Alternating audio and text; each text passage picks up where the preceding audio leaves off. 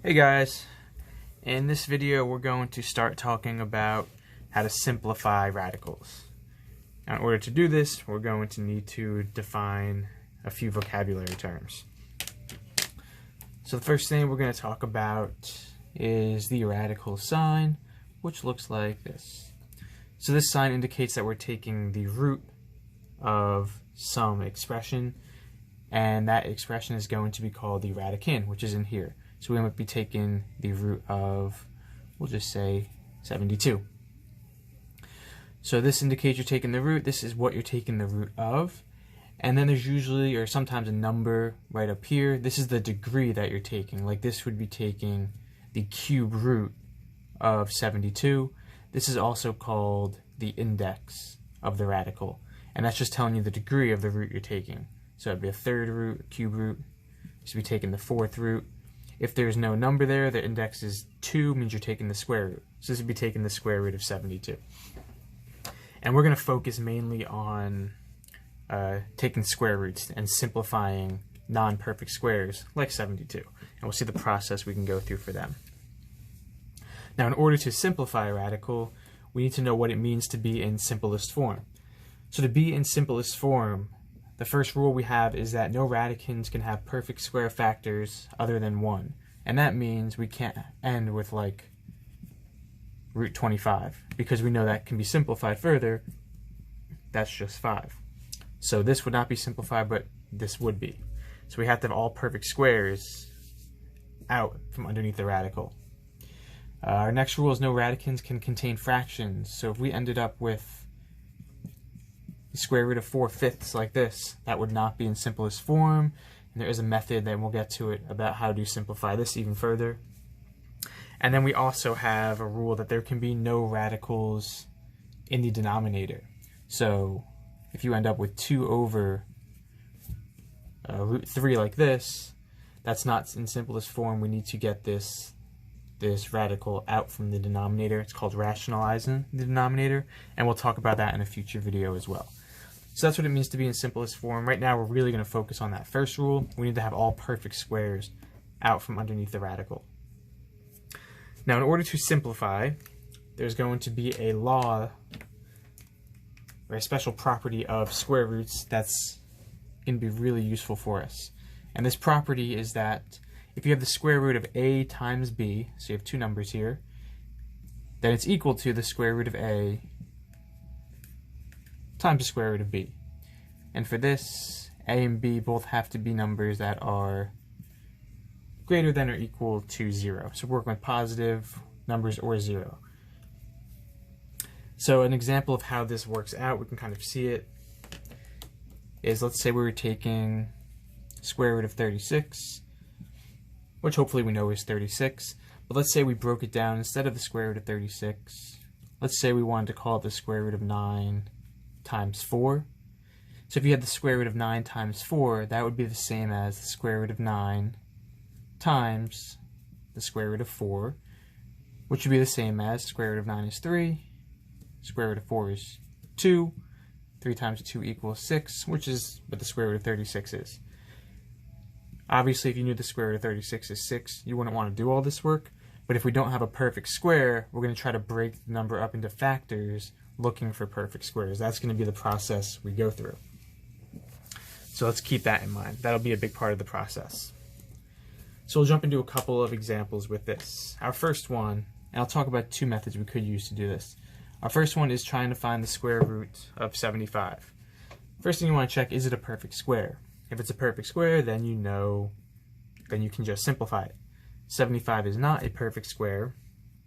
So the method that I like to use is I like to look for factors of 75 that are perfect squares. So if you know your perfect squares, it's going to be really helpful for you. And 49, I'll stop at 49. If you know your perfect squares, it's going to be a lot easier to try to find factors of these numbers in here.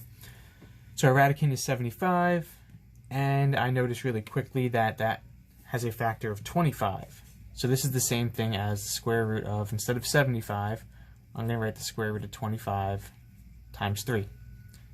Same thing inside underneath the radical, same value, equals 75, but I like this more because then I can use that square root property. Square root of 25 times 3 is the same as the square root of 25 times the square root of 3. Square root of 25 is 5. Square root of 3, that's not a perfect square, there's no more factors to go, so we're going to have to leave it. All perfect squares are out from underneath the radical. 3 is not a perfect square, so this would be the simplest form in simplest radical form. So root 75 is equal to 5 root 3. Another way that you can do this, if you're having trouble with the perfect squares, is you can look at the prime factorization of your radicand. So you could take 75 and say, what are the factors of 75? And you would say 25 times 3. 25 is 5 times 5. So the prime factorization would be 5 times 5 times 3. And then you would put that underneath the radical. So the square root of 5 times 5 times 3. They're all prime numbers down here. And what you're doing when you do this, what you're looking for is repeats. So 5 times 5 is a repeat. So you would say instead of 5 times 5, it's 5 squared. You want to group them up in power and even powers, because then you could take square roots. So we could break this up to square root of 5 squared times the square root of 3. Square root of anything squared is whatever that base is, so it would just be 5 root 3. You can use the prime factorization. Personally, I like to look for perfect squares. It's a little bit quicker, and if you know your perfect squares, it's a lot easier, I think. So let's go ahead and try our next one. We're looking for root 18 here. So it's not a perfect square, but can we break it up into factors that have a perfect square? And 18, well, that can be broken up into 9 times 2, which means we can take the square root of 9 times the square root of 2. Square root of 9, well, that's just 3. Square root of 2, we're going to leave as root 2 because that's not a perfect square. So root 18 simplifies to 3 root 2. And our next one, we have square root of 108. So when numbers get a little bit larger, sometimes you might have to look for factors more than once. So for this one, I know that actually 36 is a perfect square that goes into 108. So I could say it's 36, and I know if you multiply 36 times 3, it'll get you 108, which would be the square root of 36 times the square root of 3, which is 6 root 3. But let's say you didn't notice that 36 goes into 108, and let's say you went all the way down to the basics. Let's say you only noticed that 108 is an even number. Well, all the even numbers are divisible by 2, so then you would say it's 2 times, and then you're looking at 108. What times 2 is 108? That's 54. And then you would have to continue to factor the 54. So 54 is also even. So 54 can be 2 times 27. And then you would end up with 2 times 2 times 27 can be broken into 3 times 9. And then I'll continue over here. And then 9 can be broken into 3 times 3. And this is like the prime factorization. So if you don't mechanize perfect squares, you can go all through this. And then I would rewrite all this down here as square root of 2 squared. And I would say I would only group 2 of the 3's together. Times 3 squared times 3. The reason why I would only group 2 of the 3's together is because you have the 3 squared, which you can take the square root of.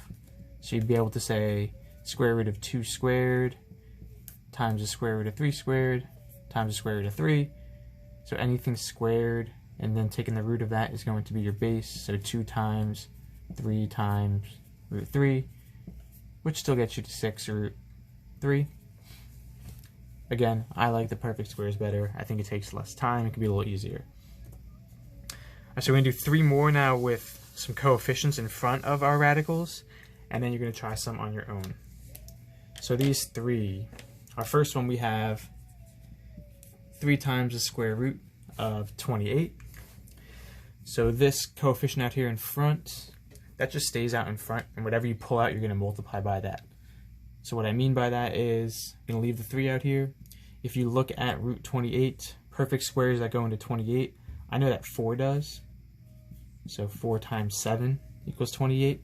So this would be 3 times square root of 4 times the square root of 7. Square root of 4 is 2. So it's 3 times 2 times the square root of 7, and 3 times 2 is 6. So it's 6 root 7. That would be your simplified version of 3 root 28. So if you have a coefficient in front, you just leave it out there, and whatever number you're going to end up bringing out, you're going to multiply by that coefficient. Our next one, we have 2 times the square root of 36. Well, 36 is a perfect square, so this is really just 2 times 6, which is 12. So if you have perfect squares, just simplify. You'll end up with a nice whole number. That's fine. And our last one, we have negative 5 times the square root of 68. So our coefficient is negative 5 here. Square root of 68, numbers that go into it. I know offhand that 4 does. So 4 times 17, which you can break up to square root of 4 times the square root of 17. Then the square root of 4 is 2. So you're going to end up with negative 10 times the square root of 17. Since that's not a perfect square and none of its factors are perfect squares, we got to leave it. So we have negative 10 root 17. And that's how you can simplify radicals. You're just looking for, like I said, perfect squares that you can pull out of the radical and take the square root of. So there's 6 more in the slides. If you want to try those, you can. I'll go through all of them so you can check your answers with me. If you're feeling good, you can go right into practicing on your own. Alright, so these 6, we'll start with the first one. We're looking for square root of 12. Then we're looking for the square root of 54. And then we're looking for 3 times the square root of 16. So we'll start with root 12. Here you're looking for perfect squares that you can break 12 up. And I think 4 times 3 will work the best. Actually, I think that's the only one we can do.